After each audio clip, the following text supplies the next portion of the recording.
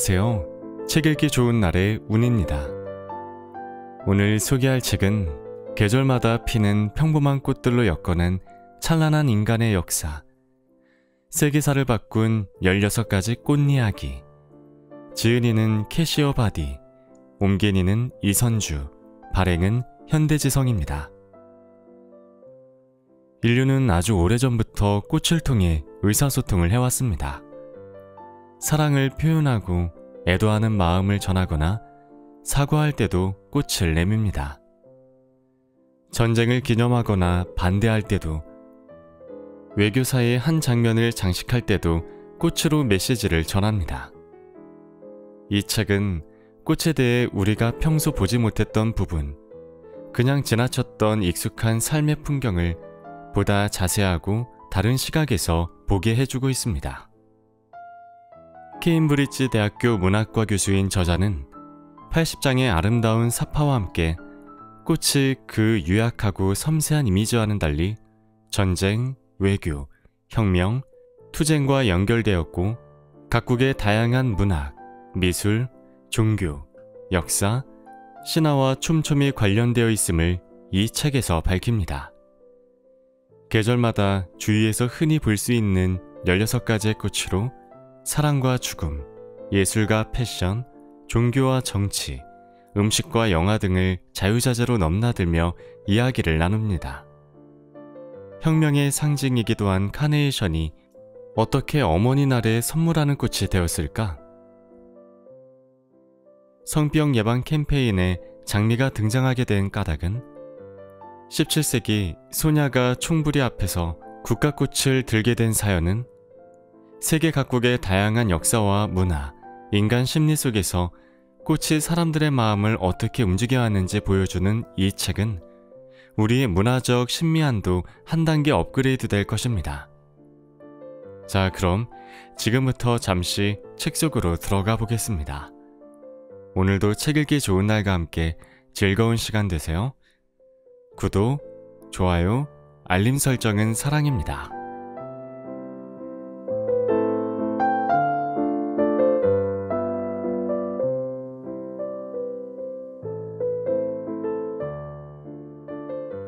꽃 모으기. 2012년 학술지 노스 어메리컨 저널 오브 사이컬러지는 꽃을 든 남성이 자동차를 얻어 탈 확률이 높다고 발표했다. 누군가를 살인하려는 남성이 발길을 멈추고 작약부터 꺾지는 않는다고 생각하기 때문이다. 하지만 연구자들은 여기에 뭔가 더 중요한 요소, 더 결정적인 요소가 있다고 믿었다. 꽃이 감정을 강하게 불러일으키므로 꽃을 들고 있는 사람을 보면 차에 태운다고 연구자들은 말했다. 이 책에서는 그게 어떤 감정인지를 파헤치려고 한다. 꽃은 독특한 색깔과 모양으로 눈길을 사로잡기도 한다.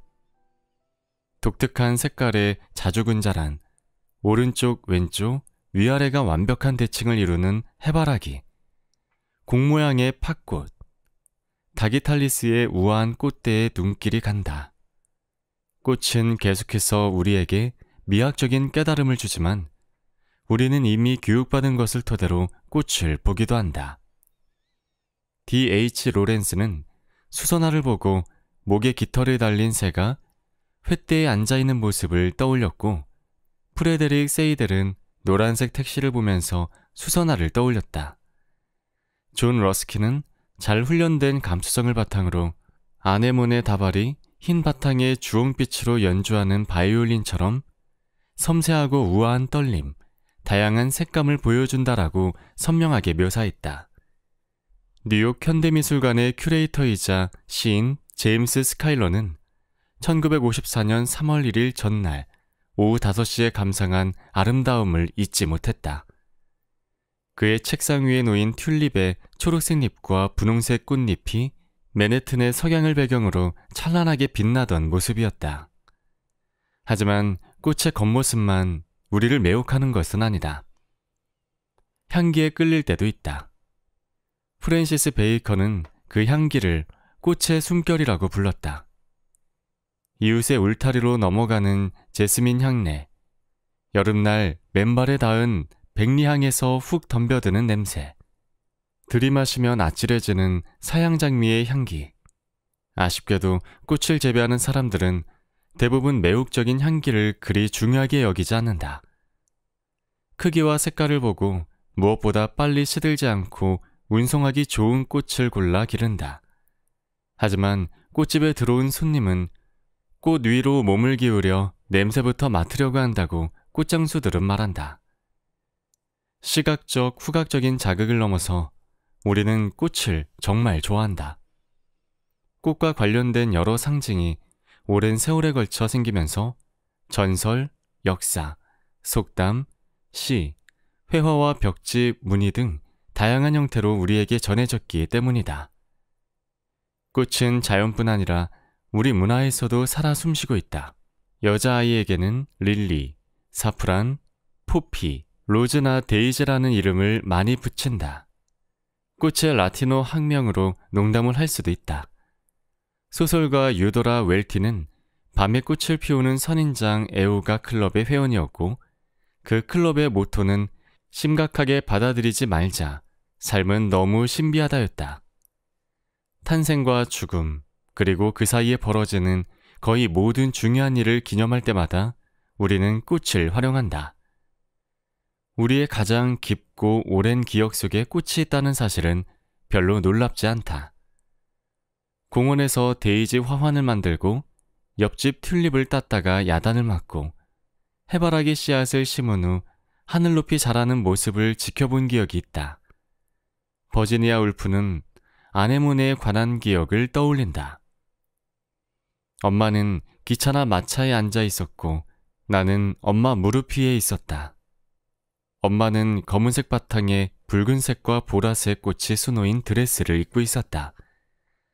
나는 엄마 무릎에서 드레스의 꽃들을 정말 가까이에서 보았고 지금도 검은색 바탕에 수놓인 보라색과 붉은색, 푸른색 꽃을 떠올릴 수 있다. 그들이 떠올리는 꽃과는 전혀 다른 향기를 풍길 때도 있지만 향수는 이런 순간을 재현해준다. 마크 제이콥스는 데이지라는 이름의 향수를 만들면서 귀족적이지도 이국적이지도 않지만 친근한 꽃이라는 느낌을 선사하고 싶었다. 그런데 데이지에는 향기가 적어 제스민을 사용했다. 활짝 핀 벚꽃나무들이 늘어선 풍경을 떠올리게 하려고 만든 아쿠아 디 파르마에서 출시한 사쿠라 향수에 제스민과 베르가모트, 분홍 후추 등을 넣어 데이지 향수를 만든 것이다. 우리가 꽃을 사랑하는 이유 중 하나는 사랑, 죽음, 계층, 패션, 날씨, 예술, 질병, 국가에 대한 충성, 종교나 정치적인 이유, 우주를 향한 도전이나 시간의 흐름 등 삶의 크고 작은 문제들에 관해 서로 대화할 수 있도록 도와주기 때문이다. 우리는 아주 오래전부터 꽃을 통해 의사소통을 해왔다. 사랑을 표현하려고 애도하는 마음을 나타내거나 사과하려고 꽃을 보낸다. 공중보건 캠페인, 전쟁을 기념하거나 반대할 때도 꽃은 중요한 역할을 한다. 로라 다울링은 최근 오바마 행정부를 위해 꽃 외교를 했던 회고담을 내놓았다. 꽃은 백악관에서만 중요한 게 아니다. 카네이션은 러시아와 포르투갈에서 혁명을 의미하고 사프란은 이제 인도의 민족주의 이야기를 담은 꽃이 되었다. 아일랜드에서는 개신교와 천주교를 상징하는 백합이 따로따로 있고 중국의 나이 든 세대는 해바라기를 보면서 아직도 마오쩌둥 시대를 떠올린다. 이 책에서는 그런 이야기들을 모두 다루려고 한다. 사람과 식물의 관계에 관한 책을 쓰다 보면 축하 카드, 휘장, 속담, 램프, 노래, 사진, 의학, 영화, 정치, 종교와 음식에 관해 두루 이야기하게 된다. 꽃에 담긴 수많은 의미를 탐구하면서 문제를 제기한 회화와 연극, 시와 소설에 관해서도 할 이야기가 있다. 그래서 책을 꽃에 비유하기도 하고 꽃을 책에 비유하기도 한다. 사람들은 일찍이 책을 울타리를 두른 정원에 비유했다. 각기 다른 내용을 모아 편집한 책은 다양한 꽃을 합친 화환이나 꽃다발로 비유했다. 선집이라는 단어는 원래 꽃을 모은다는 의미였고 특별히 내용을 세심하게 골랐다는 사실을 강조했다. 그 전통을 따라 이 책에서도 16가지의 완전히 다른 꽃들을 모아놓았다. 정원에서 피는 꽃, 플로리스트가 좋아하는 꽃과 함께 농작물로 재배하는 꽃도 소개했다. 1년생과 다년생, 덩굴식물, 나무 등 다양하다. 하지만 일부러 다양한 종류의 식물을 보여주려고 애쓰지는 않았다. 사실 이 책에서 탐구한 꽃들의 4분의 1은 국화과이다. 다양한 색깔의 꽃을 보여주려고 하지도 않았다. 이 책에는 노란색 꽃이 많이 나온다. 대신 다른 방식으로 다양한 꽃들을 보여주려고 했다. 역사가 오랜 야생화도 있고 제국이 영토를 확장하면서 유명해진 꽃도 있고 최근에 산업적으로 재배하기 시작한 꽃도 있다. 그래서 다양한 꽃을 혼합한 꽃다발 같은 책이 되었다. 내가 고른 16가지 꽃을 한 꽃병에 꽂기는 어려울 것이다. 사프란 크로커스는 키가 2.5cm 정도밖에 되지 않고 아몬드 꽃은 나무에서 자란다. 하지만 책에서는 그 꽃들을 나란히 놓을 수 있다. 그리고 내 글이 꽃다발처럼 향기롭고 형형색색일 것이라고 약속할 수는 없지만 꽃보다 더 오래 살아남았으면 좋겠다. 꽃은 겉으로 드러나는 모습과 실체, 삶과 죽음, 시간의 본질 등 끈질긴 철학적인 질문과 관련이 깊다. 우리 눈을 현혹하는 아름다움이 어쨌든 계속될 수는 없다는 가르침을 주는 게 꽃의 주된 존재 이유라고 도덕주의자들은 말한다. 구약 성경에는 꽃은 시들지만 하나님의 말씀은 영원히 계속될 것이다 라는 가르침이 끈질기게 되풀이해서 나온다. 시인들 역시 오늘 웃고 있는 이 꽃이 내일이면 죽어가고 있으리나 환락의 앵초기를 걷다가 영원한 지옥불로 들어가는 같은 구절로 그린 가르침을 일깨운다. 16세기 네덜란드 미술가 핸드릭 골트 지우스는 꽃 2송이를 쥐고 있는 젊은 남성의 초상을 그리면서 라틴어로 그리하여 세상의 영광은 지나간다라는 금원을 집어넣어 주제를 강조했다. 아냐 갈라시오의 최근 작품 녹색 위 빨간색을 보면 그 주제를 다시 활용했다는 사실을 알 수 있다. 작가는 빨간색 장미 1만 송이의 줄기를 자른 후 깔끔한 직사각형 모양으로 바닥에 깔았고 가시를 매달아 누운 꽃송이들은 그대로 썩어갔다. 골트지우스보다 400여 년 후에 작업하면서 갈라시오는 삶의 덧없음보다는 예술 그리고 장미 자체의 덧없음에 더 관심을 가진다. 그저 며칠 후면 버려지려고 어마어마한 양의 장미가 먼 거리를 날아오는 현실에 관심을 가진다. 2017년 한 해에만 40억 송이의 장미가 비행기에 실려 콜롬비아에서 미국으로 왔다. 장미는 덧없음을 이야기하기에 적당한 꽃이다. 이솝 우화에서는 장미와 아마란스가 토론을 벌인다. 아마란스가 장미에게 아름답다고 칭찬하자 장미는 아마란스에게 아무도 나를 꺾지 않아도 나는 시들고 말아. 하지만 너는 계속 꽃을 피우면서 영원히 젊음을 유지할 수 있잖아 라고 이야기한다. 이솝은 꺾어서 말리더라도 색을 그대로 유지하는 아마란스를 부러워한다. 하지만 영원함이 정말 짧은 영광보다 나을까? 쉽게 동의하지 못하는 사람도 있다. 나는 장미와 양귀비처럼 생명이 짧아 우리에게 죽음을 피할 수 없다라는 사실을 일깨워주는 꽃과 카네이션이나 국화처럼 끈질긴 생명력이 있어 그래도 계속 앞으로 나아가라며 우리를 격려하는 꽃을 이 책에 모두 담았다. 어떤 꽃이든 의미는 언제나 상대적이다. 일종의 대조를 통해서만 그 의미가 드러난다. 큰 키의 해바라기와 비교하면 제비꽃은 작다. 온실에서 키우는 난초에 비해 들판의 데이지는 자연스럽다.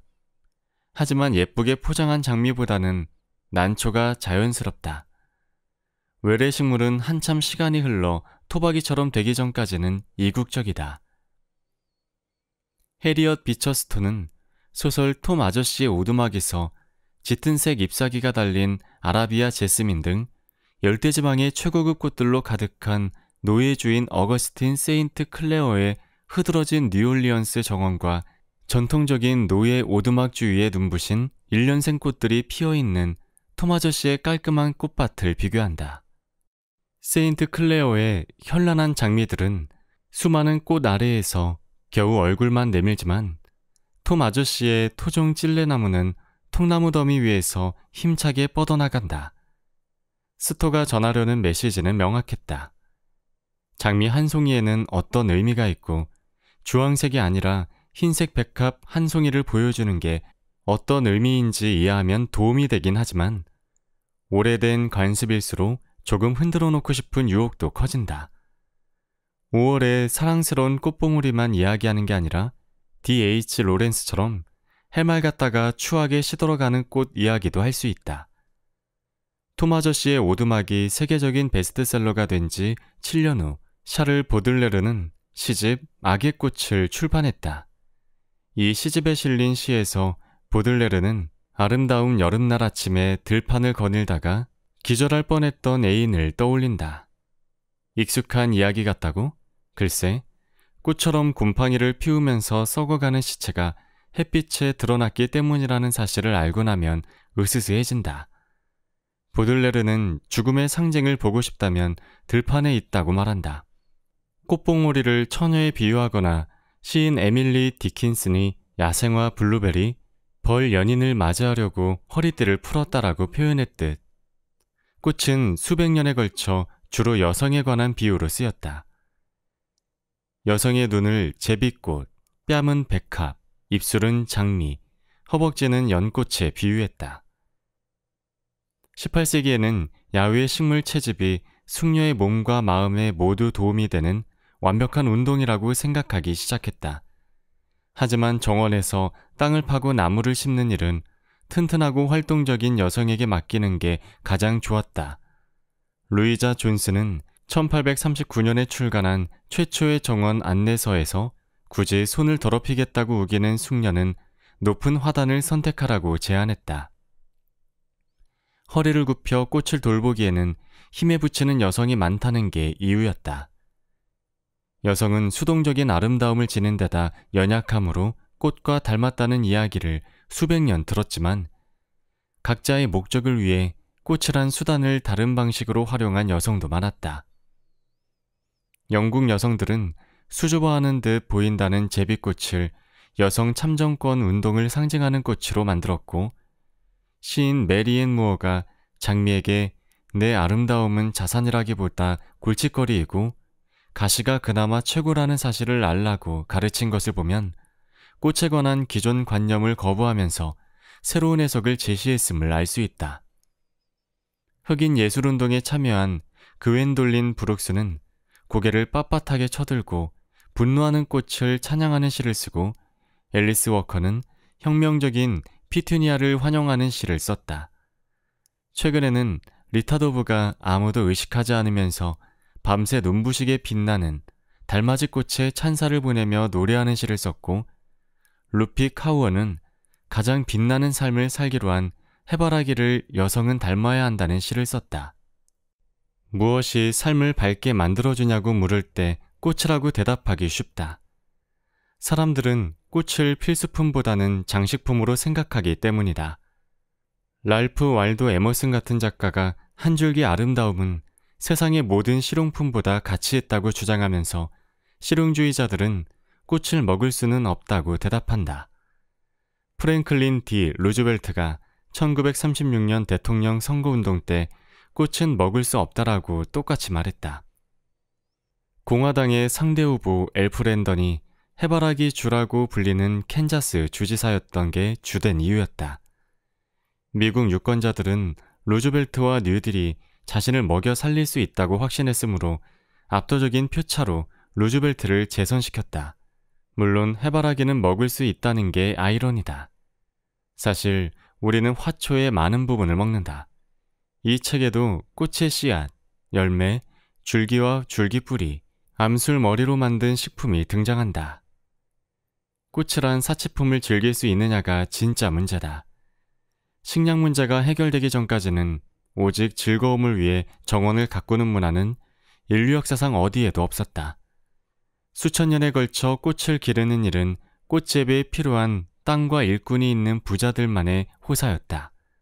하지만 현대에 와서 도시 상업 문화의 발달로 중산층과 노동자층까지 꽃 소비자가 되면서 현대 꽃 문화가 형성되었다. 꽃은 어느 정도 살 수도 있는 사치품이 되었다. 그것은 혁명적인 개념이었다. 1910년 시카고의 공장 감독관 헬렌 토드는 여성은 세상의 어머니여서 여성이 투표로 목소리를 내면 그 나라에서 태어나는 모든 아이가 삶의 빵과 장미를 누리는 날을 앞당기는 데 도움이 될 것이라면서 여성이 참정권을 가져야 한다고 주장했다. 그 다음 해에는 제임스 오펜하임이 맞다, 우리는 빵을 얻기 위해 싸운다. 하지만 장미를 얻기 위해 싸우기도 한다라는 시를 발표하면서 헬렌 토드의 주장을 왁작지껄한 외침으로 만들었다. 그 외침은 다양한 음악이나 다양한 목적으로 되살아나면서 절대 사라지지 않았다. 전하려는 메시지는 명확하다.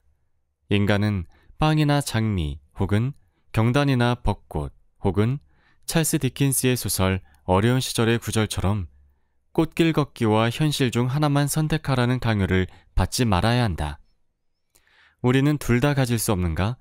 우리에게는 두 가지 모두 필요하지 않은가?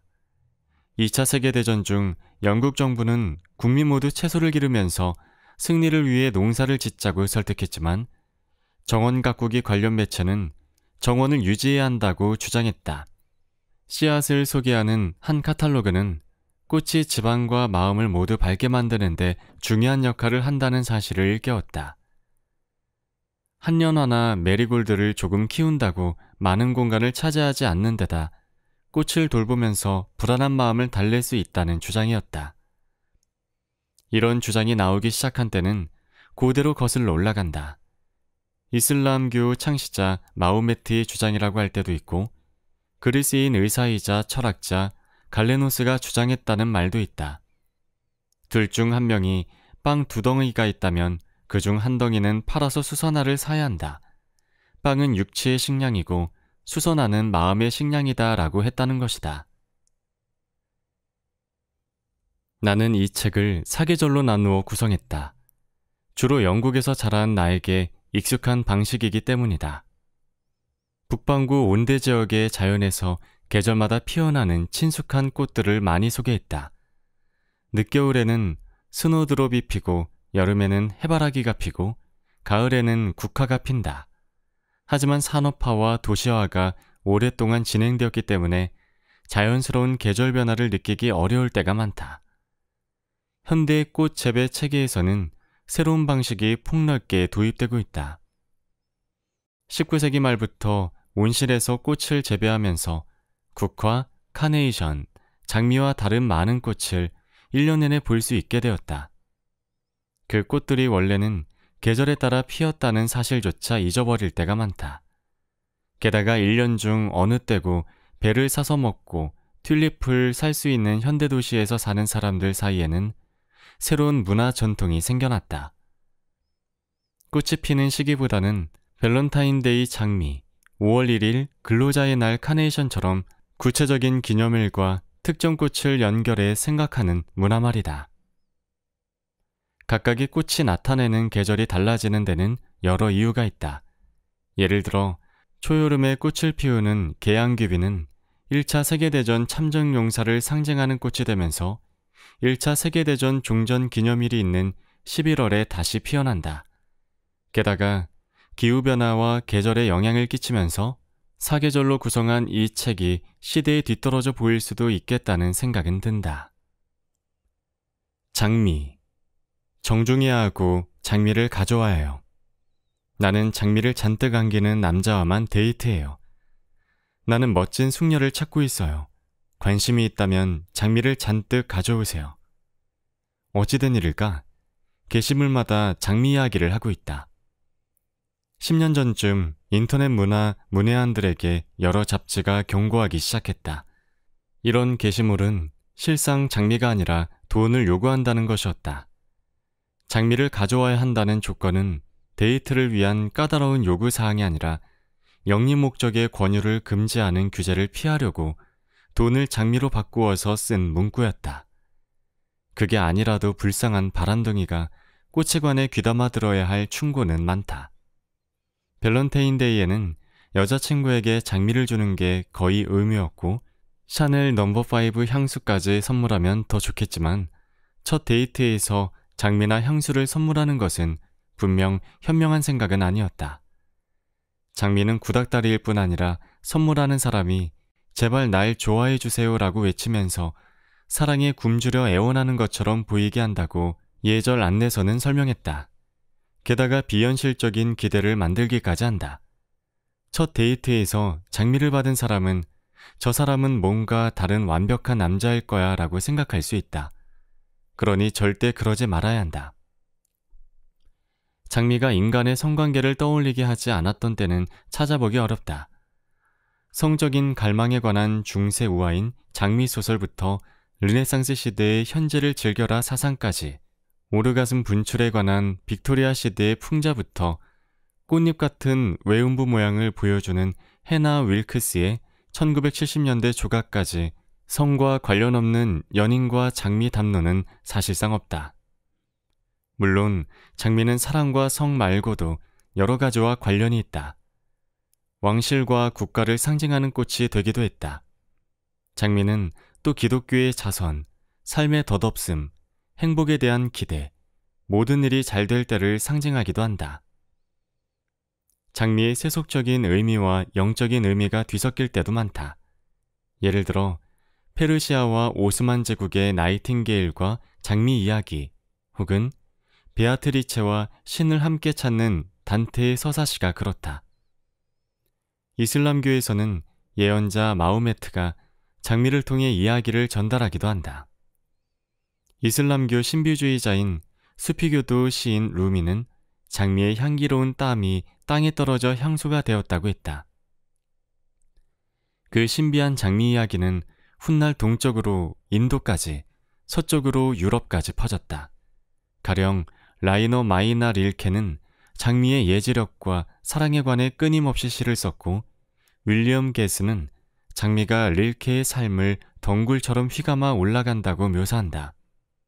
그러니 릴케가 아내 클라라 베스트호프에게 구애하면서 장미를 활용한 것은 당연했다. 그는 또 장미를 이용해 클라라를 새로운 방식으로 애무했다. 클라라의 감은 눈 위에 장미를 올려놓고 그 꽃이 체온으로 따뜻해질 때까지 기다렸다. 조금 신비하면서도 상당히 유혹적인 행동이다. 그리스 신화에서는 장미가 에로스와 아프로디테뿐 아니라 디오니소스와도 관련되기 때문에 연애와 포도주, 장미는 밀접하게 연결되어 있다. 아프로디테는 유혹의 여신이자 매춘부를 보호하는 신이었고, 어떤 매춘부는 꽃도 팔았다. 디오니소스는 장미를 들고 있는 당신에게는 장밋빛 매력이 있다. 하지만 당신은 자신과 장미 중 무엇을 팔고 있는가? 아니면 둘 다 파는가? 라고 물었다. 한편 오비디우스는 거리의 여성들에게 주피터와 비너스를 위한 4월 축제에 장미를 가져오라고 가르쳤다. 자신을 보호하는 비너스를 위해 그들이 돈을 쓰는 게 당연하다고 생각했기 때문이었다. 여러 문화권에서 장미는 매춘부와 관련이 있다.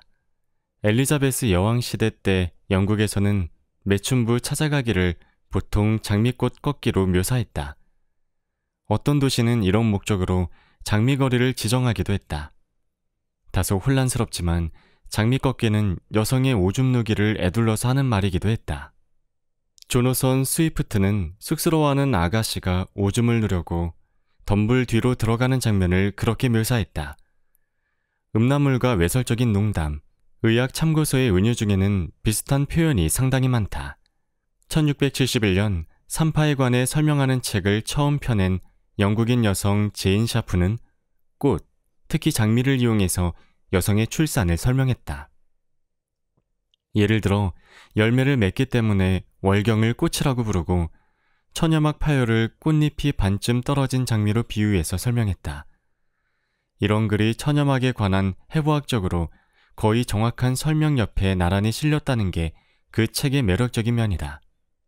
샤프가 그린 도회에서도 과학과 상징이 비슷하게 섞여 있다.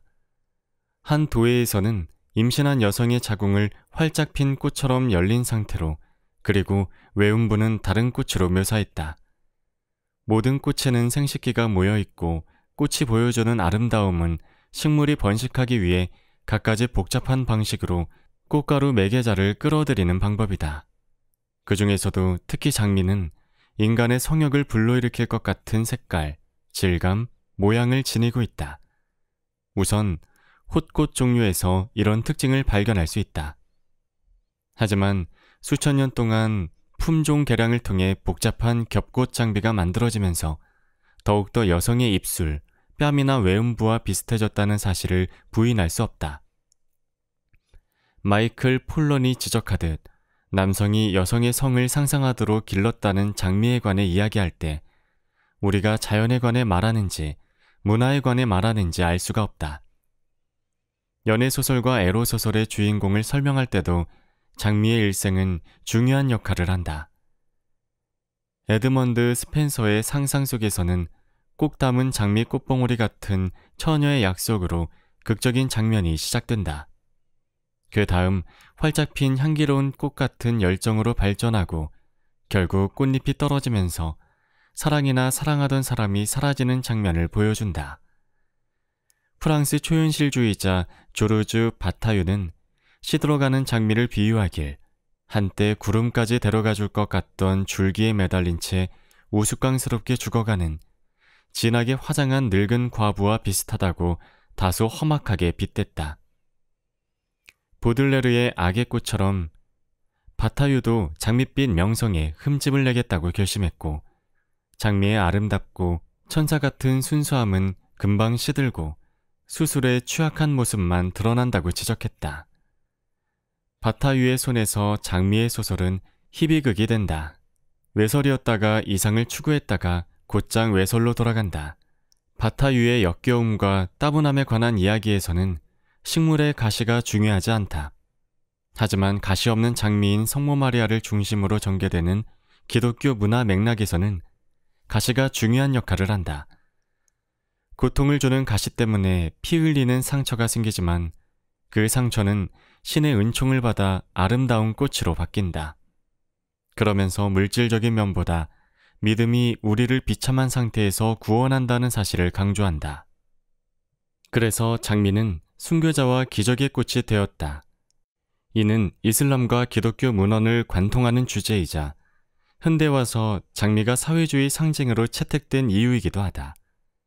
그뿐 아니라 장미는 녹균병, 흑반병, 녹병, 동고병 등 갖가지 병에 취약하다. 동고병은 곰팡이 감염인데 식물이 이 병에 걸리면 줄기에 검은 반점이 나타난다. 치료를 받지 않으면 결국 죽을 수도 있다. 중세시대의 동고병은 식물을 안에서부터 갉아먹는 애벌레를 지칭했다. 17세기에 와서는 이런 식으로 파괴하는 존재, 특히 뭔가 아름다운 것을 파괴하는 존재를 부르는 말이 되었다. 셰익스피어는 가장 달콤한 꽃봉오리에 혐오스러운 동고병이 산다라고 강조했다. 동고병은 경성하감과 라틴어 어원이 같은데 경성하감은 매독의 첫 증상으로 나타나는 붉은 궤양을 뜻한다. 매독이 성관계를 통해 전염된다는 사실을 모두 아는 데다 모양과 색깔 때문에 경성하감은 장미로 비유될 때가 많았다. 15세기 후반 나폴리에서 매독이 유행하기 시작하자 아메리카 대륙에서 방금 돌아온 콜럼버스 때문이라고 생각한 사람이 많았다. 그래서 매독의 초기 증상인 경성하감은 나폴리의 장미로도 불렸다. 성관계로 전염되는 질병과 장미는 끈질기게 연관되었다. 18세기와 19세기에는 임지를 성병에 걸린 장미라고 부르기도 했다. 경호메 시에 실린 시 병든 장미를 쓰면서 윌리엄 블레이크가 무슨 생각을 했는지는 알 수 없다.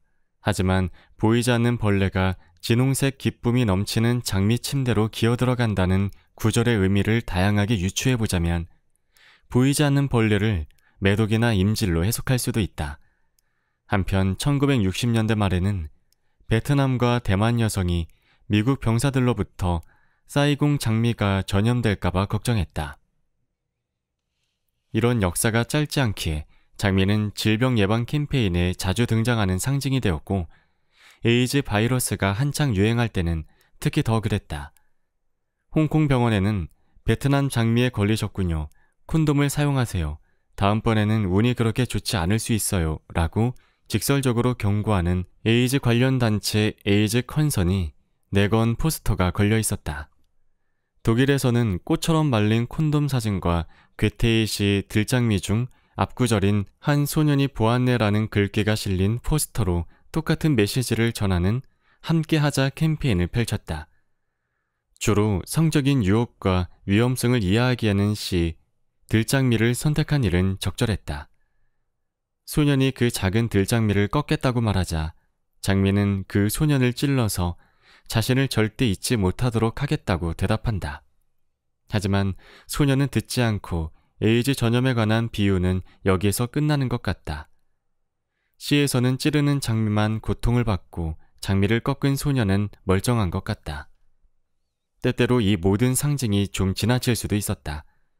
미국 시인 윌리엄 카를로스 윌리엄스는 1922년에 장미는 이제 진부하다라고 분명하게 말했다. 그는 장미는 사랑이라는 짐을 졌다. 그런데 드디어 이제 장미에서 사랑이 떨어져 나갔다라고 여러 해 이야기했다. 캐캐묵은 말과 생각을 물리치고 꽃 자체에 관심을 기울일 때였다. 거트루드 스타인은 장미는 장미라는 말밖에는 할 게 없다고 생각했다.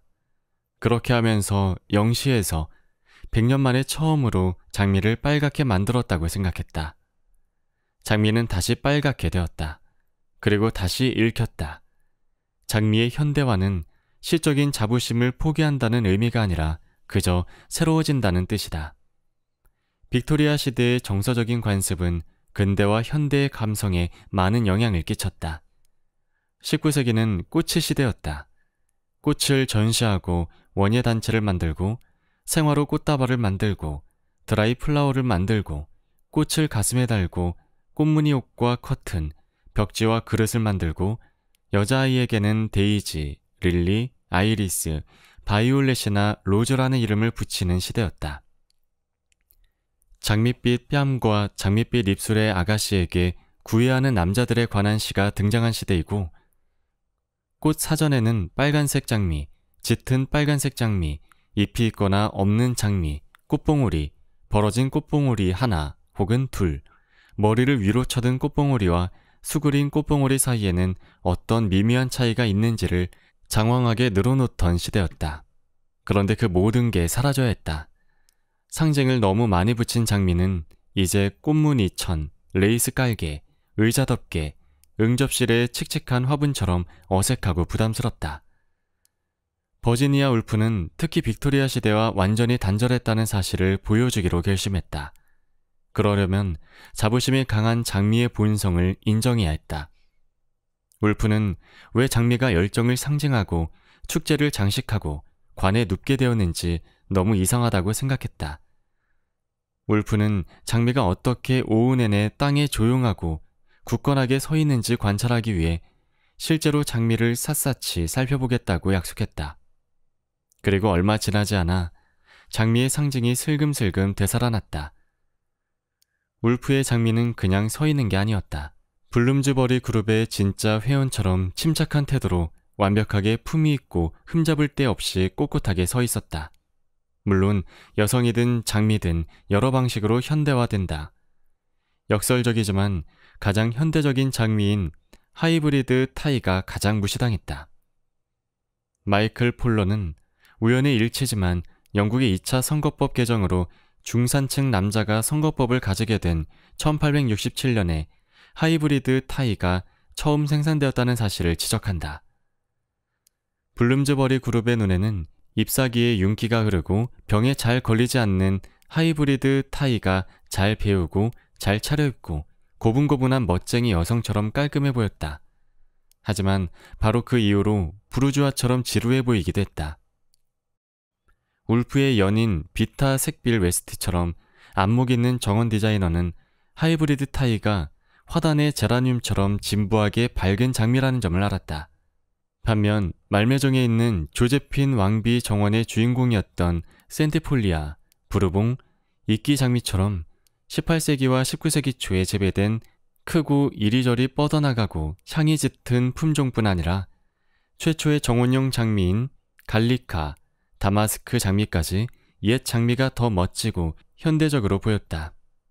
색빌 웨스트는 이 화려하고 황홀한 꽃들을 정말 좋아했다. 그 장미들은 웨스트처럼 귀족적이고 자유분방했다. 엄청난 활기를 지니고 있어서 상상이 이끄는 대로 자유롭게 자신을 표현하려고 했다. 물론 모두가 작은 정원에 그런 장미쯤은 키울 여유가 있는 건 아니었다. 버지니아 울프는 이런 옛날 장미와 하이브리드 타이 장미의 기질 차이를 찾아내 소설 델러웨이 부인의 리처드와 클라리사 델러웨이 부부의 성격으로 보여준다. 리처드는 직접 사랑한다고 말할 수 없어서 여러 말 하지 않고 클라리사에게 빨간색과 흰색 장미 꽃다발을 한아름 선물한다. 그는 사랑 고백에 성공하지만 꽃 선택이나 전달하는 방식은 그를 지루하고 판에 박힌 사람처럼 보이게 한다. 클라리사의 첫사랑, 셀리 시튼이 꽃을 주는 방식과 비교하면 더욱더 그렇게 보인다. 셀리는 애정을 표현하려고 꽃을 사러 가지 않는다. 그저 달빛을 받으면서 담장으로 둘러싸인 시골 정원을 거닐다가 즐겁게 옛날 장미들을 꺾는다. 클라리사는 셀리가 걸음을 멈춰서서 꽃을 따서 자신에게 입맞춤하던 순간을 일생 중 가장 강렬했던 순간으로 기억한다. 적어도 D.H. 로렌스가 진단하듯 지나치게 문명화된 삶에 대한 불만을 어떻게 떨쳐버리느냐가 현대의 문제다. 다시 말해, 어떻게 하면 꽃을 잘 피우지 못한 나머지 긴장에서 벗어날 수 없어 전전긍긍하는 장미에서 벗어나 원초적인 황홀경을 맛보는 정원으로 돌아가느냐의 문제다. 그리고 이것은 거트루드 스타인의 시처럼 하나의 장미가 다른 장미를 어루만질 수 있다는 사실을 깨닫는다는 의미였다.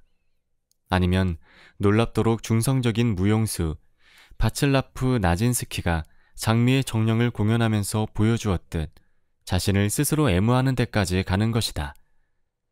결국 장미의 목적은 사랑이 아닐 수도 있다.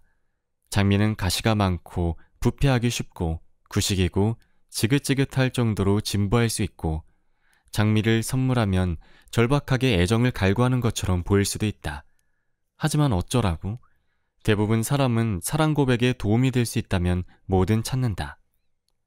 플로리스트가 만든 꽃다발, 장미 향이 나는 터키 과자 한 조각이나 이모티콘까지도 도움이 된다면 무조건 환영할 일이지 않겠는가?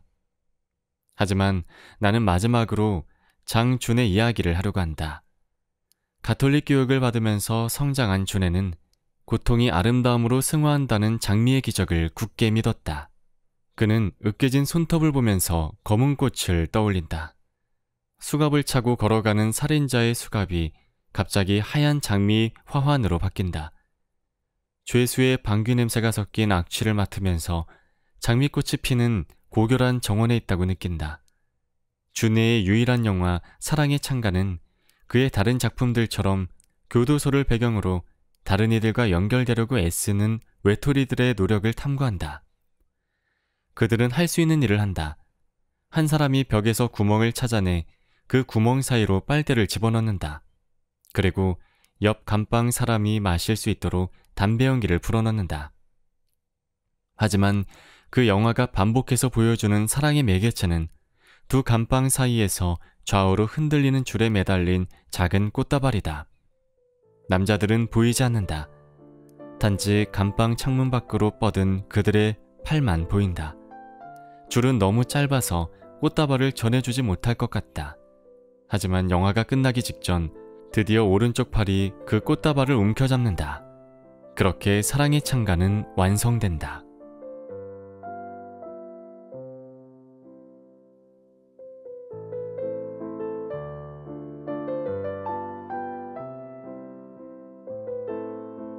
책 읽기 좋은 날, 오늘은 세계사를 바꾼 16가지 꽃 이야기를 들려드렸습니다. 감사합니다.